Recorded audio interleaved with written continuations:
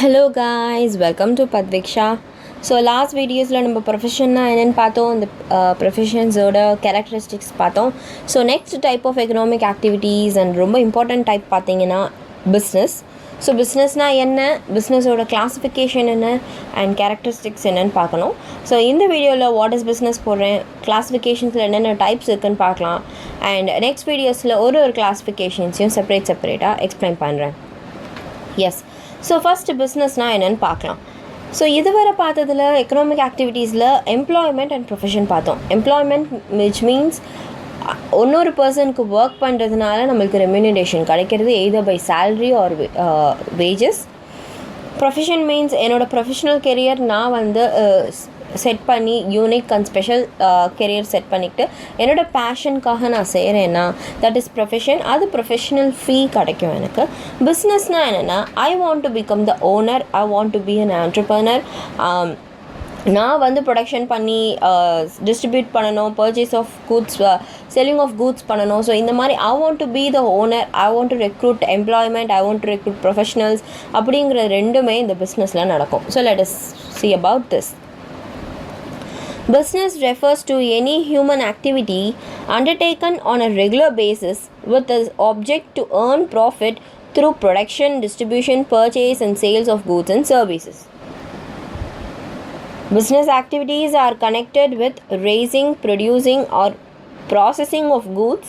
Industry creates form utility of goods by bringing materials into the form which is useful for intermediate consumption, that is further use of material in order industry or final consumption by consumers. Yes, பிஸ்னஸ்னால் என்னென்னா that is also and human activity. So அது regular பேசிஸில் நம்ம பண்ணும்போது நம்மளுக்கு என்ன object இருக்குன்னா I want to earn profit. So இந்த என்னோடய மெயின் அப்ஜெக்டிவ்ஸ் வந்து ப்ராஃபிட் ஏர்ன் பண்ணுறது இருக்கும். என்ன பண்ணால் ப்ராஃபிட் கிடைக்கும்னா ப்ரொடக்ஷன் பண்ணும்போது. ஸோ இப்போ what ever I'm going to produce and sell, production distribute பண்ணணும். ஸோ அதை வந்து டிஃப்ரெண்ட் டைப்ஸ் ஆஃப் ரீட்டெய்லர்ஸ்க்கு டிஸ்ட்ரிபியூட் பண்ணணும். ஸோ மேனுஃபேக்சராக நான் இருக்கும்போது நான் டிஃப்ரெண்ட் டைப்ஸ் ஆஃப் ரீட்டெய்லர்ஸ்க்கு செல் பண்ணுவேன் என்னோடய ப்ராடக்ட்ஸை. அந்த டிஃப்ரெண்ட் பிரான்ச்சஸ்க்கு வந்து பர்ச்சேஸ் பண்ணுவாங்க. நான் சேல் அண்ட் கூட்ஸ் அண்ட் சர்வீசஸும் பண்ணுவேன். ஸோ இந்த மாதிரி பண்ணும்போது தான் business comes into existence. So இந்த பிஸ்னஸ் ஆக்டிவிட்டீஸ் என்னென்ன ஆக்டிவிட்டீஸ் கனெக்ட் ஆகிருக்குன்னா, நம்ம ஒரு ப்ராடக்டை ரைஸ் பண்ணுவோம். ஸோ இதை ப்ரொடியூஸ் பண்ணலாம். ஓகே, நம்ம வந்து வுட்டில் இருந்து சோஃபா ப்ரொடியூஸ் பண்ணலாம், டேபிள் சேர் ப்ரொடியூஸ் பண்ணலான்னா, ஸோ ரைஸ் பண்ணுற அந்த தாட் இருக்கும். ப்ரொடியூஸ் பண்ணுறது ஒரு ப்ராசஸிங் ஆஃப் கூட்ஸ். ஸோ எந்த ஒரு விஷயத்தையுமே ப்ராசஸ் பண்ணிவிட்டு அதை கொண்டு வரும்போது தான் ஃபைனல் கூட்ஸாக வரும்.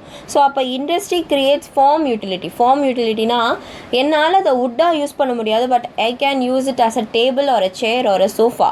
ஸோ அந்த மாதிரி or even the doors. So அந்த மாதிரி எனக்கு ஃபார்ம் யூட்டிலிட்டி எதெல்லாம் என்னால் யூஸ் பண்ண முடியுமோ அந்த மாதிரி ஃபார்ம் யூட்டிலிட்டியில் எனக்கு பண்ணி கொடுத்து அதை சேல் பண்ணுறதும். So not only wood, there is a lot types of things we can say. Cotton இருக்கலாம். ஸோ காட்டனாக எனக்கு யூஸ் ஆகாது, but I can use it as a saree or a shirt.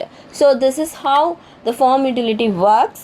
And இது வந்து இந்த ஃபார்ம் யூட்டிலிட்டியில் இருக்கிறதுனால தான் கன்சியூமர்ஸ் வந்து ஃபைனல் கன்சம்ஷனுக்கு யூஸ் பண்ணுவாங்க. ஸோ கன்சியூமர்ஸ்னால் யாருன்னா the person who consumes the goods. கன்சியூம்னா the person who uses the goods. So நம்ம நிறைய types of goods and services use பண்ணுறோம். ஸோ அப்போ நம்ம கன்சியூமர். ஸோ நம்ம அந்த நம்ம யூஸ் பண்ணுறதுக்கு பேர் தான் கன்சியூம். ஸோ அப்போ அந்த கன்சியூமர்ஸ்க்காக தான் ஃபைனல் ப்ராடக்டாக இருந்தால் தான் நம்மளால் யூஸ் பண்ண முடியும். நான் வுட்டாக எடுத்துக்கிட்டால் அதை I can't use it as a chair or a sofa. So that's why business வந்து இட் இஸ் டோட்டலி இம்பார்ட்டண்ட். ஏன்னா பிஸ்னஸ்லேயும் எம்ப்ளாய்மெண்ட்டும் நடக்கும். ஏன்னா நிறைய டைப்ஸ் ஆஃப் டிபார்ட்மெண்ட்ஸ் இருப்பாங்க. இங்கேயே நம்ம பார்க்கும்போது we have production, distribution, purchase, sales and goods. So இந்த மாதிரி நிறைய டைப்ஸ் ஆஃப் டிபார்ட்மெண்ட்ஸ்க்கு they will use the employment business employment ஆக்டிவிட்டியும் யூஸ் பண்ணுவாங்க. ப்ரொஃபஷனல்ஸும் இருப்பாங்க. பிஸ்னஸ் ப்ரொஃபஷன்ஸ் இப்போது எம்பிஏ படிச்சிருக்காங்க. எஸ், ஸோ அந்த மாதிரி ப்ரொஃபஷ்னலாக படிச்சிருக்கவங்களுக்கு இந்த மாதிரி மேனேஜரியல் ஹெல்ப்ஃபுல்காக எடுத்துப்பாங்க. So we have lot of things in business. So பிஸ்னஸோட மெயின் மீனிங் அண்ட் டெஃபினேஷன்ஸ் பார்க்கலாம். Business may be defined as an activity involving regular production or purchase of goods and services for sale, transfer and exchange with an object of earning profit. So இது ஒரு activity, பிஸ்னஸ்னால் ஒரு activity involving regular production. So regular production and purchase நடக்கும், regular பேசிஸில் நடந்துகிட்டே இருக்கும்.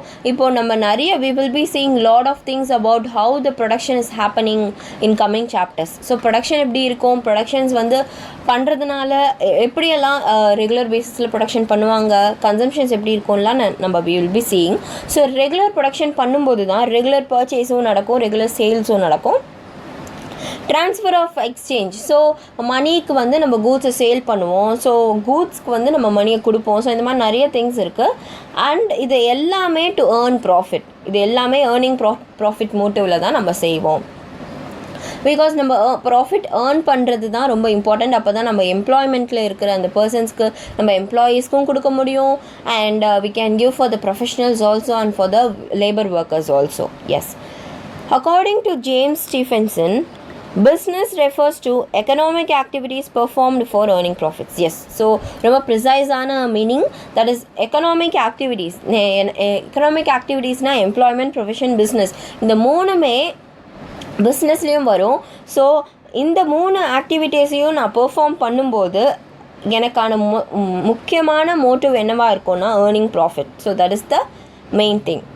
So according to H. Haney, business may be defined as human activity directed towards producing or acquiring wealth through buying and selling of goods. So நம்ம already பார்த்த மாதிரி business வந்து human activity.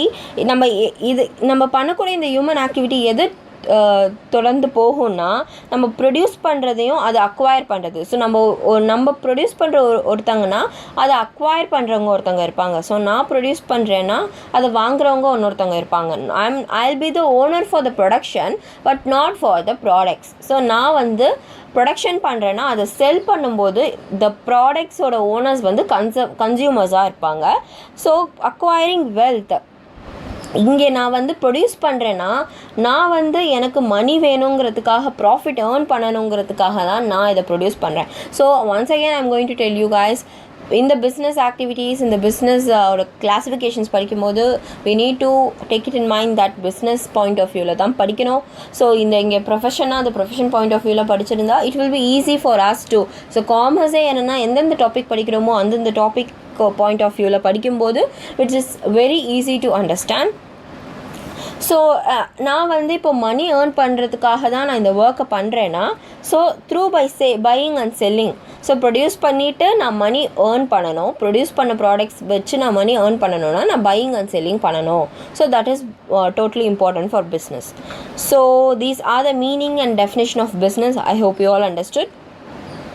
Next பார்த்தீங்கன்னா we have classification in business. So classification பிஸ்னஸில் பார்த்தீங்கன்னா we have lot of classifications on the activities on the basis of சைஸில் classify ஆகும், activities on the basis of ownershipல கிளாஸிஃபை ஆகும், and activities on the basis of function. So 3 types of activities இருக்குது, 3 types of business classifications இருக்குது. So இது ஒரு டைப்பையும் ஒரு வீடியோவில் போஸ்ட் பண்ணுறேன். Until then, bye.